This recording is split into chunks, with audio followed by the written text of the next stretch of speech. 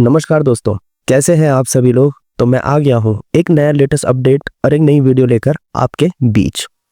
तो दोस्तों, मध्य पूर्व एक ऐसा इलाका जो इतिहास, राजनीति और ऊर्जा संसाधनों की वजह से हमेशा से दुनिया का सबसे संवेदनशील हॉटस्पॉट रहा है। इस वक्त पूरी दुनिया की नज़रें यहाँ पर इसीलिए टिकी हैं क्योंकि इजराइल और ईरान के बीच का पुराना तनाव अब विस्फोटक मोड़ पर पहुंच चुका है। यह सिर्फ एक क्षेत्रीय झगड़ा नहीं बल्कि ऐसा टकराव है जो पूरी दुनिया की अर्थव्यवस्था को हिला सकता है।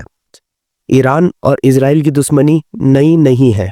एक तरफ इजराइल जो अमेरिका का सबसे करीबी सहयोगी और मध्य पूर्व में पश्चिमी हितों का सबसे बड़ा रक्षक माना जाता है। दूसरी तरफ ईरान जो लंबे समय से पश्चिम देशों के खिलाफ खड़ा है और अपने आप को इस्लामी दुनिया का नेता मानता है।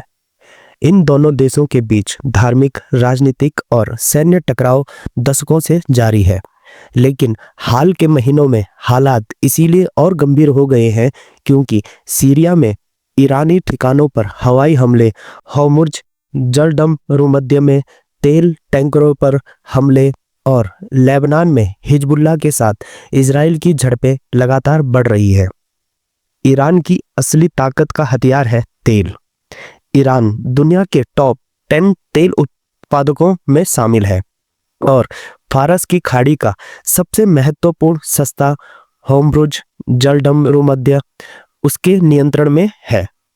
ये 39 किलोमीटर चौड़ा समुद्री रास्ता दुनिया के लगभग 20% कच्चे तेल और 25% एलएनजी गैस का मुख्य मार्ग है।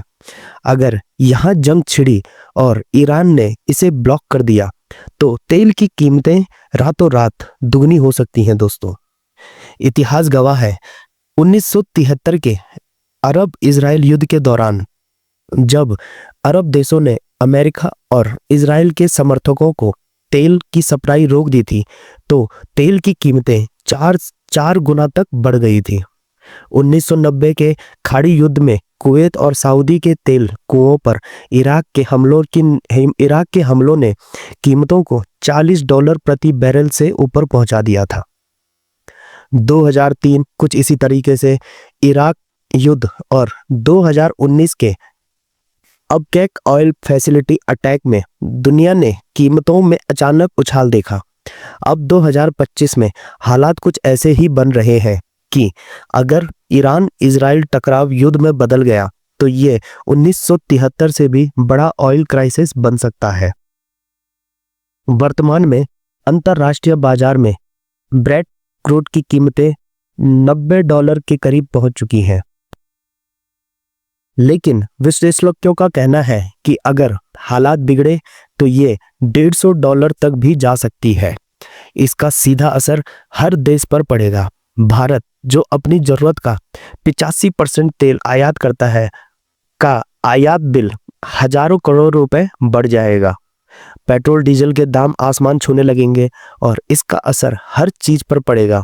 परिवहन, बिजली उत्पादन, खाद्य कीमतें, फैक्ट्री उत्पादन सब महंगे हो जाएंगे। रुपया कमजोर हो जाएगा, महंगाई बढ़ेगी और देश की जीडीपी ग्रोथ पर दबाव आएगा। अमेरिका और यूरोप भी इससे अछूते नहीं रहेंगे। वहां पहले से महंगाई के खिलाफ लड़ाई चल रही है और महंगे तेल से ब्याज दरें ऊंची रखनी पड़ेंगी, जिससे आर्थिक मंदी का खतरा बढ़ेगा। चीन जैसे बड़े आयातक देशों में भी झटका लगेगा और इससे पूरी दुनिया में ट्रेड पैटर्न बदल सकता है। भू राजनीतिक स्तर पर यह संघर्ष सिर्फ दो देशों की लड़ाई नहीं है।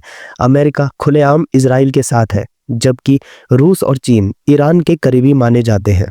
अगर ये टकराव और बढ़ा तो इसमें खाड़ी देश, नाटो और शायद एशियाई देश भी अलग अलग पक्षों में बंट सकते हैं। इस तरह का एक बड़ा युद्ध न सिर्फ तेल बल्कि पूरे ग्लोबल पावर बैलेंस को बदल देगा। संयुक्त राष्ट्र और यूरोपीय देश शांति वार्ता की कोशिश कर रहे हैं, लेकिन जमीनी हकीकत यह है कि दोनों देशों में विश्वास की कमी है।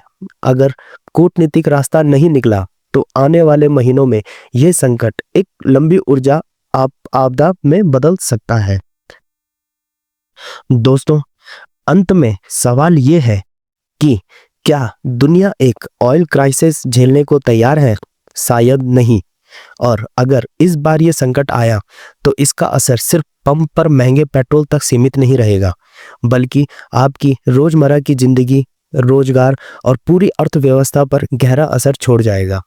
यही वजह है कि आज हर निवेशक, हर सरकार और हर आम आदमी की नज़र मध्य पूर्व पर टिकी है। दोस्तों, भारत पर भी इसके संकट का असर कई स्तरों से पड़ेगा और वो काफी गहरा पड़ेगा। सबसे पहले आर्थिक मोर्चे पर भारत अपनी ऊर्जा जरूरत का लगभग 85% तेल और गैस आयात करता है और उसका बड़ा हिस्सा खाड़ी देशों से आता है। अगर ईरान इजराइल टकराव के चलते होर्मुज़ जलसंधि में रुकावट आई या तेल की कीमतें $150 प्रति बैरल के करीब पहुंची तो भारत का सालाना आयात बिल हजारों करोड़ों रुपए बढ़ जाएगा। इसका मतलब है कि रुपया डॉलर के मुकाबले जरूर कमजोर होगा, विदेशी मुद्रा भंडार पर इसका ज़्यादा दबाव बढ़ेगा और पेट्रोल डीजल के दाम सीधे आम जनता की जेब पर चोट करेगी। दूसरा असर महंगाई पर पड़ेगा।